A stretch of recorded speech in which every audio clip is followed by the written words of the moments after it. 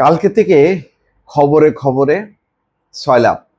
আসলে খবর বলা যাবে না, খবর গুজব জল্পনা কল্পনা সব মিশ্রিত একটা আহ, বিষয় এমনভাবে গুলায় গেছে।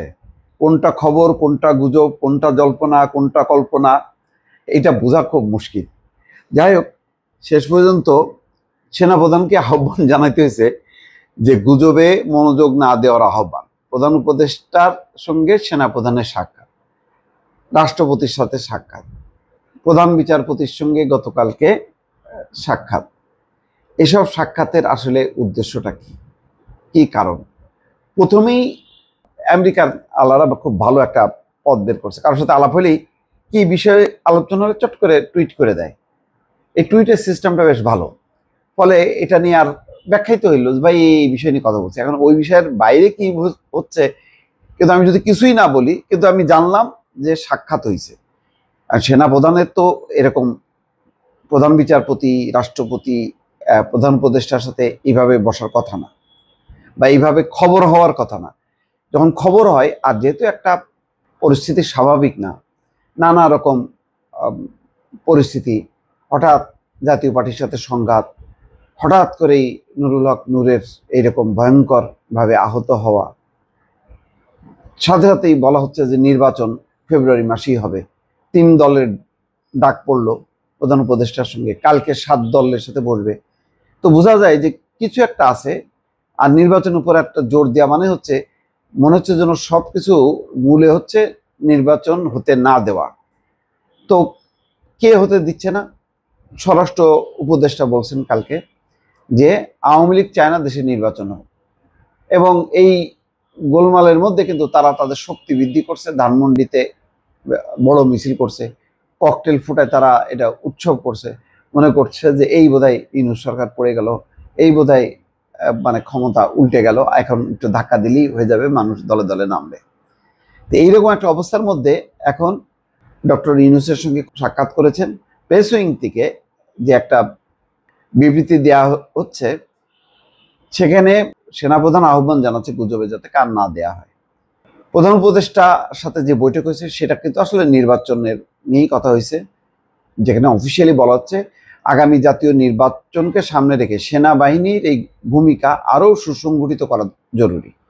এর মধ্যে স্পষ্ট কমান্ড কাঠামো এবং সব বাহিনীর মধ্যে ঘনিষ্ঠ সমন্বয় নিশ্চিত করার উপর গুরুত্ব আরোপ করেন তিনি। প্রধান উপদেষ্টা বলেন, আমি জাতির প্রতি অঙ্গীকার করেছি এমন একটি নির্বাচন উপহার দেওয়ার জন্য যা ভোটার উপস্থিতি, নতুন এবং নারী ভোটার অংশগ্রহণ, নিরাপত্তা এবং সুরক্ষার বিষয়ে বৈশ্বিক আস্থা, গণতন্ত্র এবং আইনের শাসনের উৎসব মুখর পরিবেশের দিক থেকে আলাদা করে দৃষ্টান্ত স্থাপন করবে। খুব অনেকগুলো গুরুত্বপূর্ণ কথা বলছে, এগুলির কথা হয়তো ব্যাখ্যা হবে। আর জেনারেল ওয়াকারুজ্জামান বলছেন যে সর্বোচ্চ সহযোগিতা করা হবে, পূর্ণ সহযোগিতা।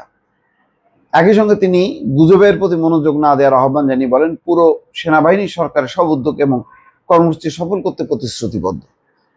তাহলে কোথায় সেই জরুরি অবস্থা ডাকার জন্য নাকি বঙ্গভবনে গেছে ওয়াকারুজ্জামান, এই যে একটা কথা চাউর করা হলো, এটার ভিত্তিটা কোথায়? কোথায় নির্বাচনকালীন সরকার অথবা তত্ত্বাবধায়ক সরকার? কোনো কিছু তো নেই। হয়তো এটা অস্বাভাবিক না, যদি ডক্টর মোহাম্মদ ইউনূস মনে করেন যে এখন এই উপদেষ্টা পরিষদ দিয়ে হবে না, একটা নির্বাচনকালীন সরকার দরকার, তাহলে অনেকে বিদায় নেবেন, অনেকে অন্তর্ভুক্ত হবেন, হয়ে একটা শর্ট একটা কাঠামোয় নির্বাচন হবে। কারণ এটাকে রেগুলার সরকার করা বিপদ। এখন রেগুলার সরকার মনে করে অনেকে যেভাবে ফ্রি স্টাইল কথাবার্তা বলছে, সরকারের উপদেষ্টারা এই সরকারকে দায়ী করে বলতেছে যে নূরের উপর হামলার দায় সরকারকে নিতে হবে। এটা তো সরকারের জন্য খুব বিব্রতকর অবস্থা। যাই হোক, এই চাইল্ডিশ অবস্থা থেকে বেড়ে আসতে হবে। এখন গুজবটা ছড়াবে না যদি সরকার একটা শক্ত তার আউটলাইন সামনে আনে, তাহলে আমার ধারণা যে পরিস্থিতি নিয়ন্ত্রণ হবে। আর অনেকের মধ্যে এখন তো স্বাভাবিকভাবেই যখন নাকি সরকার সময়সীমা ঘোষণা করবে, তখন ওরা চিন্তা করবে তো আর 6 মাস আমরা আমাদের ক্ষমতা দেখাইতে পারবো, বা শিডিউল ডিক্লেয়ার করার সাথে সাথে হয়তো আর মানে হম্বিতম্বি চলবে না, সবার যার যার কাজে অর্থাৎ নির্বাচনের কাজে মনোযোগ দিতে হবে। অনেকে মনে করে নির্বাচনটা ঝুঁকিপূর্ণ, আমার ক্যান্ডিডেটে কে ভোট দেবে, আমার অবস্থা কোথায় দাঁড়াবে, এইসব চিন্তা করে অনেকে চিন্তা করতেছে যে নানা রকম ঘুটু পাকায় এটা সেটা করে যদি নিজের গুরুত্বটা বাড়ানো যায়। তো সেই সুযোগটা সময় বোধহয় আর এখন আর নাই। সবচেয়ে বড় কথা হলো বাংলাদেশের প্রধান রাজনৈতিক দল বিএনপির মতামত ছাড়া কোনো একটা জিনিস হয়ে যাবে এরকম সরকার করবে না। এই হোস্টাইল অ্যাটিটিউডটা নিয়ে এগোতে পারবে না, এটা প্রমাণ হয়ে গেছে।